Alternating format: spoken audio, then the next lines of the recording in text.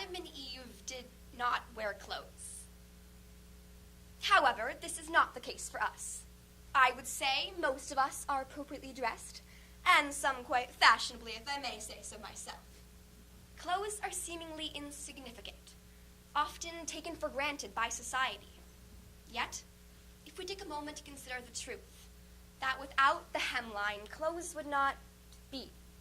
Today we have gathered here with one purpose, to commemorate the career of the hemline.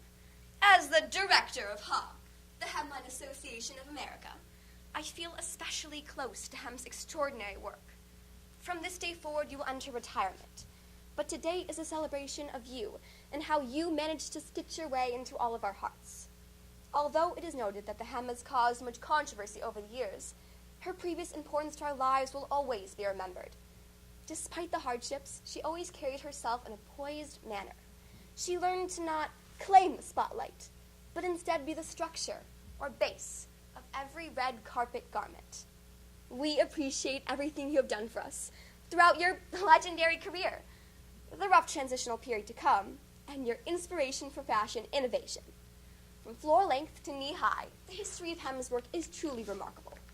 As an innocent young girl in the pre-1920s, she possessed a prim and proper demeanor, resulting in floor-length gowns.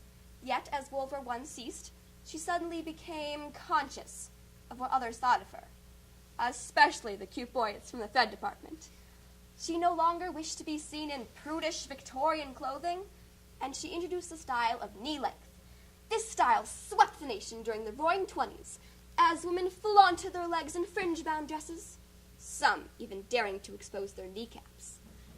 Then came the '50s, a fun-filled time where teens began to discover fashion as a way for portraying their individuality.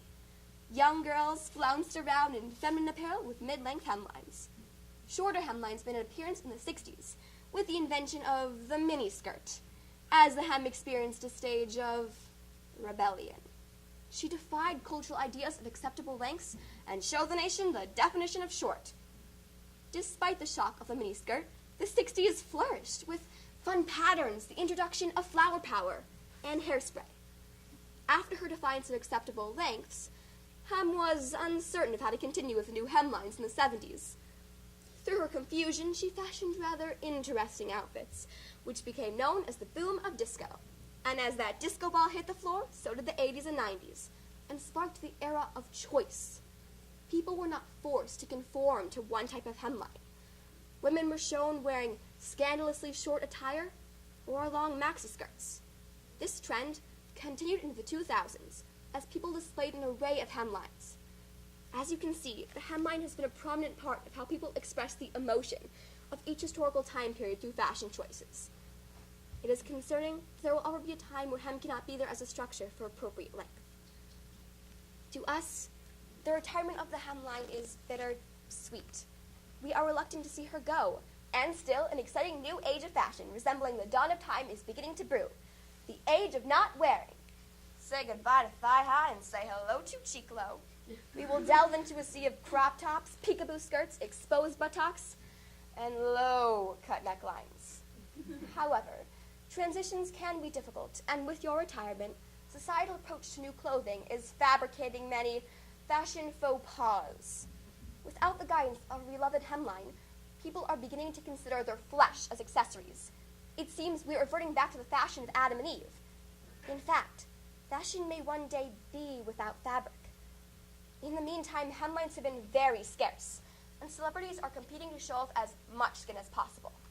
This risque race has propelled confusion on the fashion front. Taylor Swift can normally be prided on her chic, more modest apparel. Yet she was recently spotted sporting an alphabet onesie that was hemmed above her butt cheeks. Despite the rough transition Hem's retirement has brought upon us, many fashion-forward outfits have made their debut on the runway. Although they also possess indecent qualities, they do so in a trendy manner. One may choose to look at this with a conservative eye and believe fashion choices such as these are inappropriate. Or one may bask in the innovation that is fashion. For we must recognize that at one time, knee-length hemlines were considered scandalous. Yet, as we accepted them into society, shorter hemlines revolutionized the fashion industry. though fashion news will be filled with many Kardashian-esque garments in this hemless era, your retirement may be the source of inspiration for fashion designers around the world. Who knows what amazing garment might be created?